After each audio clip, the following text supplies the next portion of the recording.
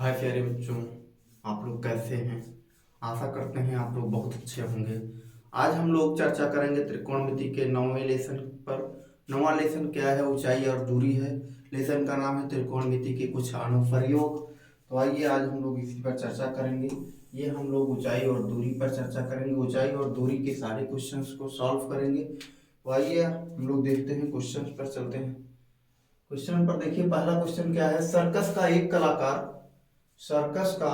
एक कलाकार 20 मीटर लंबी डोरी पर चढ़ रहा है जो अच्छी तरह से तनी हुई है और भूमि पर सीधे लगे खंभे के शिखर से बंधा हुआ है। शिखर मतलब यहाँ पर ध्यान देंगे, ये हमारा पाद बिंदु होता है और ये हमारा शिखर होता है। किसी भी क्वेश्चन में अगर शिखर की बात करें तो उसकी हाइट का एंड बिंदु होगा, यानी ऊंचाई का सबसे अंतिम बिंदु होगा, और पाद का मतलब क्या होगा? नीचे का सबसे निचला हिस्सा होगा। तो इस अनुसार हम लोग, तो फिर यहां से सीधे लगे खंभे के शिखर से बंधा हुआ है। यदि भूमि स्तर के साथ डोर द्वारा बनाया गया कोण 30 अंश का हो तो खंभे की ऊंचाई ज्ञात कीजिए। तो खंभे की क्या ज्ञात करनी है? ऊंचाई ज्ञात करनी है। तो सबसे पहले यहां पर ध्यान से देखेंगे, ये यहां से यहां तक की क्या है? ये रस्सी है, ये इसको मान लेते हैं AC। ये रस्सी है जिसकी लंबाई कितनी है? 20 मीटर है। ये आपका खंभा है जिसकी ऊंचाई हम लोगों को ज्ञात करनी है, तो क्या मान लेते हैं? H मान लेते हैं, और ये हमारा V है। तो अब यहां से ही हम लोग को इसी खंभे की ऊंचाई ज्ञात करनी है। ये रस्सी एकदम बिल्कुल तनी हुई है, यहाँ जमीन के स्तर से क्या है? बंधी हुई है। तो जमीन का स्तर ये हमारा C हो जाएगा। यहाँ पर ये किसी एकदम तनी हुई है। तो यहाँ से सबसे पहले अब हम लोग लेंगे समकोण त्रिभुज ABC में। क्या लेंगे? इसका सॉल्यूशन लिखेंगे, हल समकोण त्रिभुज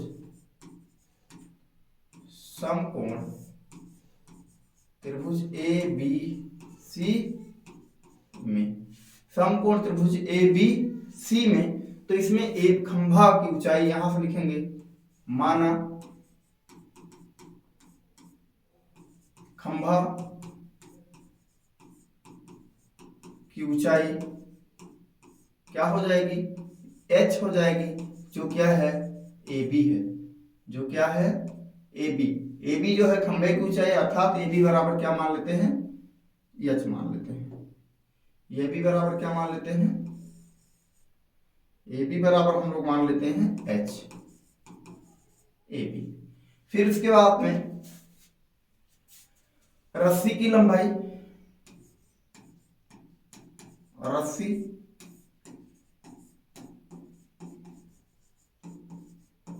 की लंबाई कितनी है? 20 मीटर। कितनी है? 20 मीटर। और ये क्या है? AC बराबर। अब यहां से हम लोगों को अगर ये दूरी ज्ञात करनी है तो ये क्या है? यानी इसके साथ जो कोण बन रहा है वो कितना हो रहा है?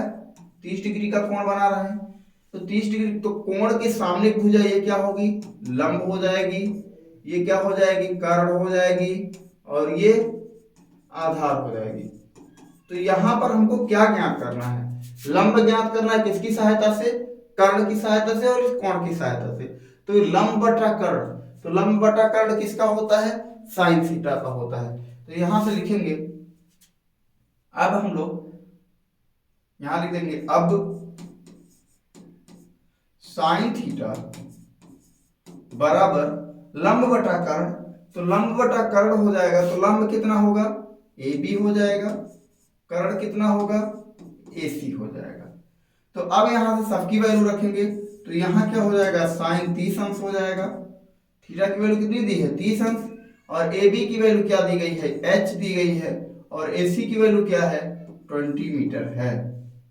अब यहां से ध्यान देंगे, तो साइन 30 अंश की वैल्यू क्या होती है? साइन 30 अंश की वैल्यू क्या होती है? 1/2, 1/2 हो जाती है। यहां से H अपान क्या हो जाएगा? 20, अर्थात 20 हो जाएगा। अब ध्यान देंगे, अब हम लोग ध्यान देंगे, यहां पर इसका तिर्यक मल्टीप्लिकेशन कर देते हैं, तिर्यक गुणा कर देते हैं। तो तिर्यक गुणा करेंगे तो यहाँ से क्या आएगा 20 आ जाएगा, और इक्वल टू इस 2 को हटाएंगे नहीं, 2 को यहीं आने देंगे और यहाँ आप h कर देंगे। तो 2 से जब भाग देंगे तो कितनी बार जाएगा, h बराबर क्या हो जाएगा 10 मीटर, h बराबर 10 मीटर, अर्थात हो गया खंभे की ऊंचाई, यानी खंभा की ऊंचाई कितनी आ गई, खंभा, इसलिए खंभा की ऊंचाई बराबर कितना आ गया 10 मीटर। बस यही हम लोग को ज्ञात करना था, खंभे की ऊंचाई ज्ञात कीजिए। तो खंभे की ऊंचाई क्या आ गया, तो 10 मीटर आ गया, यानी h इक्वल टू ये कितना आ गया 10 मीटर आ गया। यही हम लोग को ज्ञात करना था। तो बहुत ही आसानी से हम लोग इस क्वेश्चन को सॉल्व कर पाए। आगे चलते हैं नेक्स्ट क्वेश्चन की तरफ। नेक्स्ट क्वेश्चन क्या है हमारा, नेक्स्ट क्वेश्चन है, देखिए दूसरा क्वेश्चन, आंधी आने से एक पेड़ टूट जाता है और टूटा हुआ भाग इस तरह मुड़ जाता है कि पेड़ का शिखर जमीन को छूने लगता है और इसके साथ 30 अंश का कोण बनाता है। पेड़ के पाद बिंदु की दूरी जहां पेड़ का शिखर जमीन को छूता है 8 मीटर है। पेड़ की ऊंचाई ज्ञात कीजिए। तो यहाँ पर थोड़ा सा दिमाग लगाने की जरूरत है।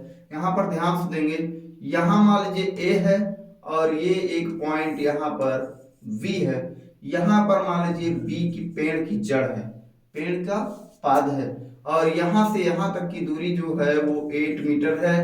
ये ध्यान देंगे। अब यहाँ से मान लेते हैं ये पेड़ हो गया और ये पेड़, ये पूरा पेड़ है, ये क्या है पूरा पेड़ है। यहां से मान लेते हैं BC और इसको मान लेते हैं D।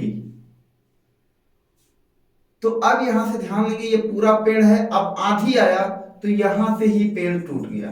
कहां से, C से ही पेड़ टूट गया। तो जब C से पेड़ टूटेगा तो वो कहां आया, A के पास आया, यानी ये वाला जो सिरा है ये ऐसे टूट करके यहाँ गिर गया। ये सबसे ऊंचा, ये ओरिजिनल पेड़ है, ध्यान देंगे। ये ओरिजिनल पेड़ क्या है, BD है, ओरिजिनल पेड़ क्या है BD है, और ये C से टूट गया। कहां से टूट गया, जब आंधी आई तो ये C से टूट करके यहाँ A की जगह पर इसकी जो ये वाला पॉइंट है D पॉइंट है वो कहाँ आ गया, A पर आकर के टच हो गया। तो इसके साथ ये कितने का कोण बना रहा है, यहाँ पर 30 अंश का कोण बना रहा है। अब हमसे ये पूछा जा रहा है कि पेड़ की ऊंचाई ज्ञात करो। तो पेड़ की ऊंचाई ज्ञात करने के लिए यहां से हम इसको मान लेते हैं x और इसको मान लेते हैं y। अब पूरा पेड़ की ऊंचाई क्या हो जाएगी, पूरा पेड़ की ऊंचाई हो जाएगी यहां से x प्लस का y हो जाएगी। क्या हो जाएगा, पूरा पेड़ का ऊंचाई x प्लस का y मीटर हो जाएगा। तो x तो यहां है लेकिन y यहां आ गया, ठीक, यानी y भाग ही तो टूट करके लटका है। तो यहां से अब हम लोग देखेंगे कि अब इसको सॉल्व करेंगे। यहां से देखिए दो चीजें लगाएंगे। अब यहां पर लिखेंगे समकोण त्रिभुज, हल में लिखेंगे सॉल्यूशन। अब लिखेंगे समकोण त्रिभुज, समकोण त्रिभुज ABC में, समकोण त्रिभुज ABC में। तो ABC में यहां पर सबसे पहले हम लोग ध्यान देंगे। अब यहां पर सबसे पहले अगर हम लोग इस BC को ज्ञात करें, किसको ज्ञात करें, BC को ज्ञात करेंगे तो ये लंब बटा आधार, तो लंब बटा आधार किसका होता है, tan थीटा का होता है। तो यहां से सबसे पहले हम लोग निकाल लेते हैं, मान लीजिए tan थीटा इक्वल टू, तो tan थीटा इक्वल टू लंब बटा आधार यानी BC बटे क्या हो जाएगा, AB हो जाएगा। यानी ये लंब क्या है BC और आधार क्या है, आधार है हमारा AB। तो यहां से आप सबकी वैल्यू रखेंगे। थीटा इक्वल टू हम लोग को क्या गिवन है, theta equal to 30 degree given है। तो यहां से हो जाएगा tan 30 अंश और इक्वल टू BC की वैल्यू क्या है, x है, AB की वैल्यू क्या है, 8 है। तो अब tan 30 अंश का मान क्या होता है, 1/√3 होता है और इक्वल टू यहां से हो जाता है x/8। अब इस 8 का ऐसे गुणा कर देते हैं तो x इक्वल टू आ जाएगा 8/√3। इसको यहीं रोक कर 8/√3। अब यहां से हम लोग लगाएंगे। अब ध्यान दीजिएगा, अब अगला वाला, अब y ज्ञात करेंगे। तो y ज्ञात करने के लिए हमारे पास आधार है और ये कर्ण है। तो आधार बटे कर्ण किसका होता है, आधार बटे कर्ण cos थीटा का होता है। किसका होता है? cos थीटा का होता है। तो अब यहां से लिखेंगे हम लोग cos थीटा इक्वल टू आधार बटा कर्ण यानी A B by A C. A B by A C, तो जब हम लोग ए बी बाई ए सी करेंगे तो cos यहां से ये हो जाएगा 30 अंश, वैल्यू रखेंगे। ए बी की वैल्यू क्या है? 8 मीटर है और ए सी की वैल्यू क्या है? y है। अब देखेंगे यहां से हो जाएगा हमारा cos 30 अंश की वैल्यू क्या हो जाएगी? √3/2 हो जाएगी और इक्वल टू क्या हो जाएगा? 8 अपान का y हो जाएगा। अब यहां से अगर मल्टीप्लाई करेंगे तो ये y लिख सकते हैं। अगर y बराबर लिखेंगे तो ये √3 कहाँ चला जाएगा? y के स्थान पर चला जाएगा, तो ये √3 हो जाएगा। और इस 2 का मल्टीप्लाई 8 में करेंगे, 8 दूनी 16 हो जाएगा। यानी y इक्वल टू यहां से आ गया 16/√3। क्या आ गया? 16/√3 आ गया। अब यहां से ध्यान देंगे हम लोग,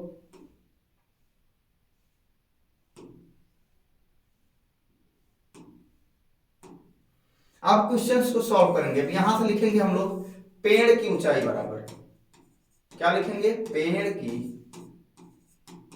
ऊंचाई बराबर क्या माने थे? x plus y. ये तो पेड़ की ऊंचाई है, टोटल पेड़ की ऊंचाई b और d है, यानी पेड़ की ऊंचाई x प्लस वाई है। तो x प्लस वाई, तो x की वैल्यू क्या आई है? x की वैल्यू 8 अपान का √3 आया है और प्लस y की वैल्यू क्या आई है? 16/√3 अभी आया है। अब यहां से ध्यान देंगे, अब यहां से क्या हो गया? √3 एलसीएम हो गया। अब यहां से 8 बचा और प्लस का क्या बचा? 16। तो 16 8 क्या होगा? 24 बटे क्या हो जाएगा? √3 हो जाएगा। अब इसमें क्या करते हैं? √3 अपान √3 से मल्टीप्लाई कर देंगे तो ये हो जाएगा √3 मिलकर के क्या बनेगा? √3 मिलकर के हमारा बन जाएगा 3 बन जाएगा और यहां से हो जाएगा 24√3। अब ये क्या हो जाएगा? 3 से भाग देंगे तो 3 अठे 24, 8√3 मीटर क्या आ गया? पेड़ की ऊंचाई। यही हमारा आंसर हो गया। 8√3 मीटर क्या आ गया? पूरे पेड़ की ऊंचाई आ गई। अब ऐसे इसी प्रकार से हम लोग चलते हैं नेक्स्ट क्वेश्चन की तरफ। नेक्स्ट क्वेश्चन क्या है हमारा? आइए चलते हैं, देखते हैं। एक ठेकेदार बच्चों को खेलने के लिए एक पार्क में 2 फिसल पट्टी लगाना चाहता है। फिसल पट्टी जैसे, फिसल पट्टी ये है, जैसे यहां से ये इसका मान लीजिए हाइट है, यहां से एक सीढ़ी लगी होगी, यहां से फिसल पट्टी लगी होगी। तो यहां से कोई बच्चा सीढ़ी पर ऐसे ऐसे चढ़ करके जाएगा यहाँ से, और यहां से वो सरकेगा। तो ये चीज हम लोग पता करना है, ध्यान से देखेंगे। तो यहां से एक ठेकेदार बच्चों को खेलने के लिए एक पार्क में 2 फिसल पट्टी लगाना चाहती है। 5 वर्ष से कम उम्र के बच्चों के लिए वह एक ऐसी फिसल पट्टी लगाना चाहती है जिसका शिखर केवल कितना हो? 1.5 मीटर का हो, की ऊंचाई पर हो और भूमि के साथ 30 अंश का कोण पर झुका हो। भूमि के साथ कितने अंश के कोण पर झुका हो? 30 अंश के कोण पर झुका हुआ हो। जबकि इससे अधिक उम्र के बच्चों के लिए वह 3 मीटर की ऊंचाई पर एक अधिक ढाल की फिसल पट्टी लगाना चाहती है जो भूमि के साथ 60 अंश के कोण पर बनाती हो। जो भूमि के साथ 60 अंश का कोण बनाती हो। प्रत्येक स्थिति में फिसल पट्टी की लंबाई ज्ञात कीजिए। तो सबसे पहले 5 वर्ष से कम उम्र के लिए, 5 वर्ष से कम उम्र के बच्चों के लिए फिसल पट्टी की लंबाई ज्ञात करेंगे सबसे पहले हम लोग। तो यहां से सबसे पहले यानी यहां पर लिखेंगे सॉल्यूशन हो गया। सॉल्यूशन में लिखेंगे 5 वर्ष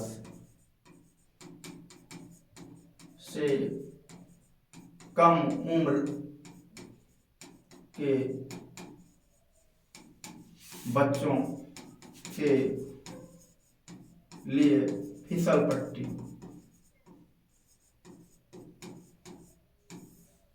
तो सबसे पहले यहां पर ध्यान देंगे। अब 5 वर्ष से कम उम्र के लिए बच्चों के लिए फिसल पट्टी बनाएंगे हम लोग। तो यहां से ध्यान दीजिए, जिसकी ऊंचाई क्या है? 1.5 मीटर है। जिसकी ऊंचाई कितनी है? 1.5 मीटर है। ये 1.5 मीटर है। यहां से मान लीजिए ए बी है। क्या है? ए बी है। अब ये इसका आधार है। यहां से फिसल पट्टी जो सरकने वाला है, इसके साथ जो कोण बनेगा वो कितने का बन रहा है? 30 अंश का बनाना चाहती हैं। तो ये ए हो गया। और यही हम लोगों को ये फिसल पट्टी यहां से यहां तक की दूरी ज्ञात करनी है। फिसल पट्टी की लंबाई यही तो है, तो इसको मान लेते हैं ये x मीटर। क्या है? x मीटर है। तो AB क्या है? AB उसकी क्या हो गई? शिखर यानी फिसल पट्टी की जो हाइट है वो हो गई। तो यहां से अब हम लोग देखिए ये लंब बटा कर्ण, क्या पूछ रहा है? लंब बटा कर्ण। तो लंब बटा कर्ण कब होगा? लंब बटा कर्ण बराबर साइन थीटा होगा। तो यहां से लिखेंगे समकोण त्रिभुज, समकोण त्रिभुज ABC में, समकोण त्रिभुज ABC में। तो AB बराबर क्या है? 1.5 मीटर है। और फिर उसके बाद में और क्या है? BC बराबर है x मीटर, और थीटा इक्वल टू कितना है? 30 अंश है। तो अब यहां से हम लोग लगाएंगे साइन थीटा इक्वल टू क्या आएगा? लंब बटे कर्ण। तो लंब बटे कर्ण में क्या हो जाएगा? AB बटे BC, ये लंब हो गया और ये कर्ण हो गया BC। तो थीटा इक्वल टू कितना दिया है? 30 अंश। तो यहां से हो जाएगा साइन 30 अंश इक्वल टू AB की वैल्यू कितनी है? 1.5 मीटर है, 1.5 बटे यहां से हो जाएगा x। अब यहाँ साइन 30 अंश की वैल्यू क्या होती है? 1/2 होती है। कितना होती है? 1/2 होती है। यहां से क्या हो जाएगा? 1.5 और बटे x हो जाएगा। तिर्यक गुणा कर देंगे, अगर तिर्यक गुणा करेंगे तो x का कर्णम x हो जाएगा। और यहां से x इक्वल टू यहां से 2 का गुणा जब 1.5 में करेंगे तो 1.5 दूनी कितना हो जाएगा? 3 हो जाएगा। यानी x इक्वल टू 3 मीटर। यानी पहली फिसल पट्टी की लंबाई क्या आ गई? यहां से हम लोग लिख पाएंगे, लिख दीजिए यहीं से, पहली फिसल पट्टी की लंबाई बराबर कितना आ गया? 3 मीटर। अब चलिए हम लोग दूसरी फिसल पट्टी की लंबाई ज्ञात करते हैं। अब यहां से 5 वर्ष से, यानी अब यहां पर भूमि के साथ डिस्टेंस का कोण पड़ चुका हुआ हो, जबकि इससे 5 वर्ष से अधिक उम्र के बच्चों के लिए फिसल पट्टी। यहां देखिए लिखेंगे 5 वर्ष से अधिक उम्र के बच्चों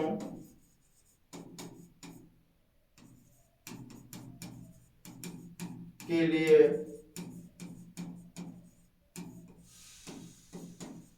फिसल पट्टी। तो 5 वर्ष से अधिक उम्र के लिए बच्चों के लिए फिसल पट्टी। तो यहां पर देखिए उसकी हाइट क्या हो गई? हाइट कितना हो जाएगा? 3 मीटर। यहां से क्या हो जाएगा? हाइट क्या हो जाएगा?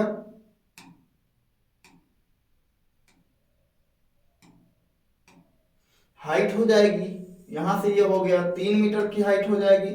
ये AB इक्वल टू क्या हो जाएगा? 3 मीटर का हो जाएगा। और ये जो यहां से यहां तक का जो कोण थीटा बनाएगी, ये जो फिसल पट्टी की लंबाई जो मान लीजिए इसके फिसल पट्टी की लंबाई, इसको भी मान लेते हैं, क्या मान लेते हैं? y मान लेते हैं, इसको मान लीजिए। तो यहाँ से ये C बनेगा पॉइंट, और उसके बाद में यहाँ पर जो कोण बनेगा वो कितने डिग्री का बन रहा है? थीटा डिग्री का बन रहा है। तो आपने अगर चित्र का निर्माण कर लिया तो क्वेश्चन को सॉल्व करना आसान है। तो अब यहाँ से भी सेम चीजें वही होंगी। समकोण त्रिभुज यहां पर भी लिखेंगे, समकोण त्रिभुज, सॉल्यूशन में लिखेंगे समकोण त्रिभुज ABC में, समकोण त्रिभुज ABC में। तो समकोण त्रिभुज जब ABC लेंगे तो यहां पर भी वही होगा, लंब बटा कर्ण। तो इसमें भी लिख लेते हैं AB बराबर कितना लिखेंगे? 3 मीटर, और उसके बाद में BC बराबर लिखेंगे y मीटर, और थीटा इक्वल टू क्या हो जाएगा? 60 अंश का हो जाएगा। तो अब यहां से ध्यान देंगे हम लोग, ध्यान दीजिएगा। तो यहाँ पर ध्यान देने की बात यह है कि अगर हम लोगों से आप सोचते होंगे कि साइन लगा रहा है, कैसे कॉट लग रहा है, कैसे मान लीजिए टैन आ रहा है, ये सब ऐसे होता है। ध्यान दीजिए, ये लंब है और ये कर्ण है। तो लंब बटा कर्ण किसका होता है? साइन थीटा का होता है। तो इसलिए यहाँ पर हम लोग साइन थीटा लगाते हैं। तो यहाँ से लगाएंगे साइन थीटा इक्वल टू लंब बटा कर्ण। तो लंब क्या है? AB है, और कर्ण क्या है? BC है। तो यहां से अब हम लोग लिखेंगे साइन क्या हो जाएगा? साइन 60 अंश बराबर हो जाएगा, AB की लंबाई कितनी है? 3 मीटर है, और BC कितना है, y है। तो अब यहाँ से sin 60 अंश का मान होता है √3/2 और इक्वल टू 3/y। तो इसको अगर 3 को क्या लिख सकते हैं, 3 को हम लोग लिख सकते हैं √ और √3 लिख सकते हैं। तो एक √ से और एक √3 से ये कट जाएगा। तो यहाँ से y का मल्टीप्लाई जब यहाँ से 1 में करेंगे, तिर्यक मल्टीप्लिकेशन करेंगे तो y एक y हो जाएगा, और यहाँ से ये इसको जब आगे बढ़ाएंगे तो इसका मल्टीप्लाई जब यहाँ करेंगे तो 2 का क्या आ जाएगा, 3 आ जाएगा। अर्थात दूसरे फिसल पट्टी की लंबाई क्या हो जाएगी, 2√3 मीटर। यहां से हम लोग लिख पाएंगे कि दूसरी फिसल पट्टी की लंबाई, दूसरी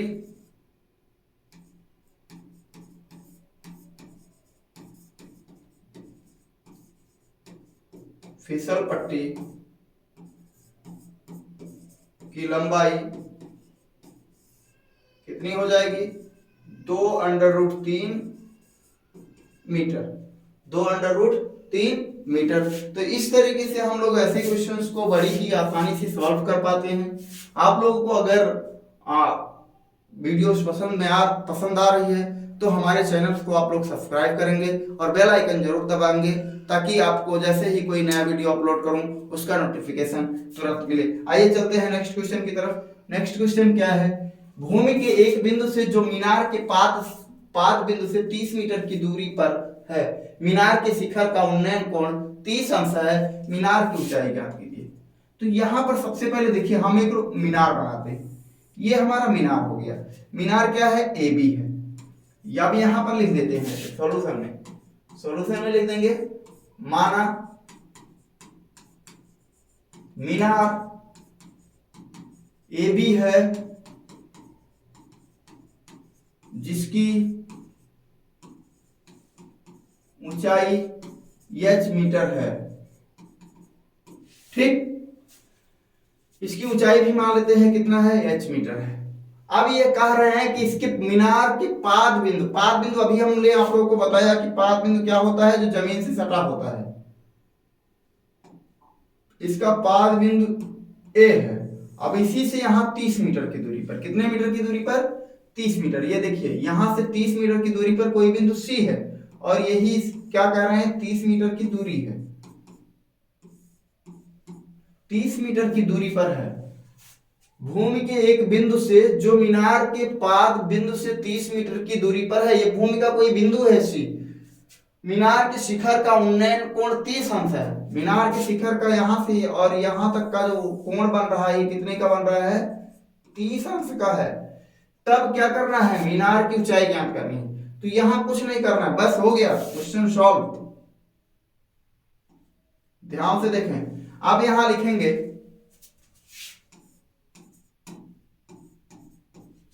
अब यहां लिखेंगे समकोण त्रिभुज ABC में, यहां लिखेंगे समकोण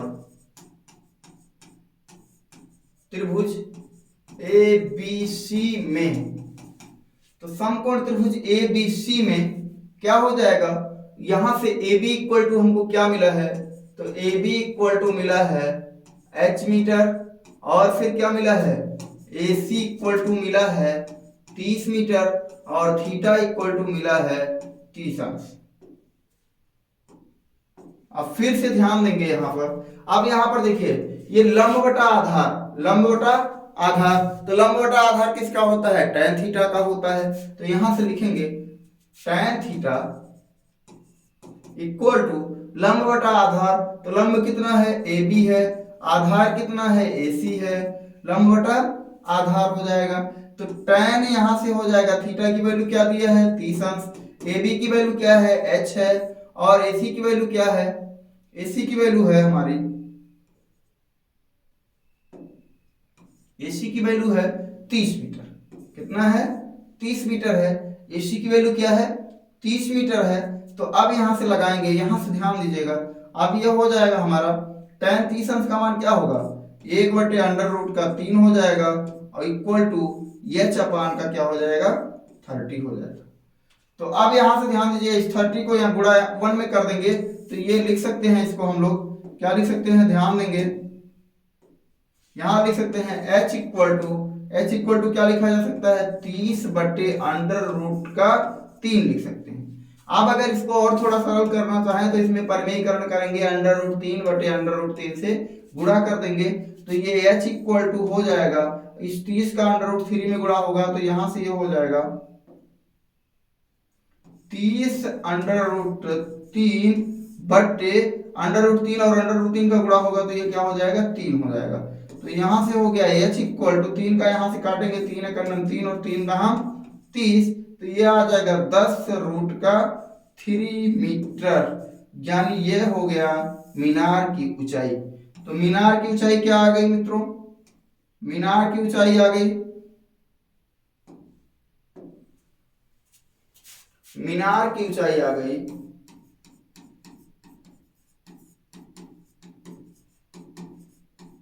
मीनार की ऊंचाई आ गई 10√3 मीटर।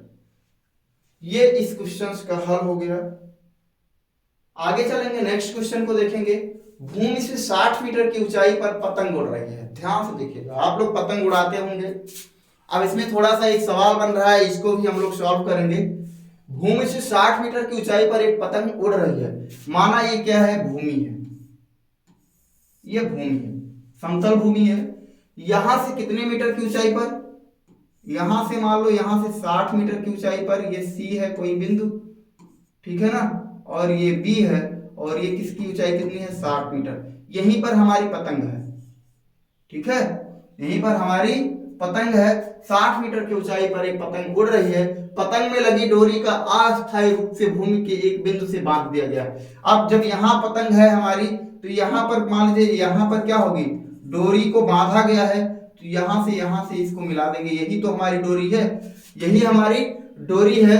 भूमि के साथ डोरी का झुकाव जो है, भूमि के साथ डोरी का जो झुकाव है यहाँ से 60 अंश का है, यानी हमारी पतंग कहाँ उड़ रही है 60 अंश के कोण पर उड़ रही है। यह मानकर कि डोरी में कोई ढील नहीं है, यानी डोरी में कोई ढील नहीं, डोरी एकदम तनी हुई है। डोरी की लंबाई ज्ञात कीजिए, तो यहां से कुछ नहीं करना है, यहां से ध्यान देंगे हम लोग, डोरी की लंबाई मान लेते हैं, क्या मान लेते हैं x मीटर, क्या मान लेते हैं x मीटर। अब यहां से ध्यान देंगे, माना यहां से लिखेंगे समकोण त्रिभुज, सॉल्यूशन लिखेंगे समकोण त्रिभुज, समकोण त्रिभुज ABC में BC क्या है, BC पतंग की ऊंचाई है, कितना है 60 मीटर है। AC क्या है, डोरी की लंबाई है जो कि x मीटर है, माने हैं हम लोग। थीटा इक्वल टू क्या है, थीटा इक्वल टू 60 अंश है। अब इसको सॉल्व करेंगे तो यहां से ध्यान देंगे, ये लंब बटा कर्ण, लंब बटा कर्ण, लंब बटा कर्ण किसका होता है साइन थीटा का, लंब बटा कर्ण किसका होता है साइन थीटा का होता है। तो यहां से हम लोग लिखेंगे साइन थीटा बराबर लंब बटा कर्ण, तो लंब क्या है BC है और कर्ण क्या है अपान AC, BC अपान AC हो जाएगा। तो अब यहां से ध्यान देंगे हम लोग, तो अब यहां से ध्यान देंगे तो साइन क्या हो जाएगा, साइन कितनी की वैल्यू 60 अंश है, और इक्वल टू BC की वैल्यू क्या है 60 मीटर है, AC की वैल्यू क्या है x है जो ज्ञात करनी है। अब साइन 60 अंश का मान क्या होता है √3/2 होता है, इक्वल टू 60 अंश बटे क्या होता है x होता है। अब यहां से ध्यान देंगे 60 अंश नहीं 60 मीटर, यहां क्या लिखेंगे 60 मीटर बटे x। अब यहां से ध्यान देंगे, अब x का गुणा यहां कर देंगे, यानी इसको स्थान परिवर्तन कर देंगे, x को यहां ले जाएंगे तो √3 को यहां कर देंगे, तो ये हो जाएगा यहां से x बराबर हो लिख सकते हैं 60 गुणे क्या लिख सकते हैं 2 लिख सकते हैं, और बटे क्या हो जाएगा, बटे में हमारा हो जाएगा √3 हो जाएगा। अब यहां से ध्यान देंगे, अगर हम लोग यहाँ पर √3 और √3 का गुणा कर दें तो क्या हो जाएगा, ये 60 दूनी क्या हो जाएगा 120 हो जाएगा, 60 दूनी 120, 120 √3 हो जाएगा, और यहाँ से √3 और √3 मिलकर के क्या बनेगा 3 बनेगा। अब यहाँ से इसको अगर भाग देते हैं तो x इक्वल टू क्या बनेगा 3 चौका 12, तो यहाँ से आ जाएगा 40 √3 मीटर क्या हो गया डोरी की लंबाई हो गई। यानी डोरी की लंबाई क्या आ गई, डोरी की लंबाई आ गई, डोरी की लंबाई आ गई,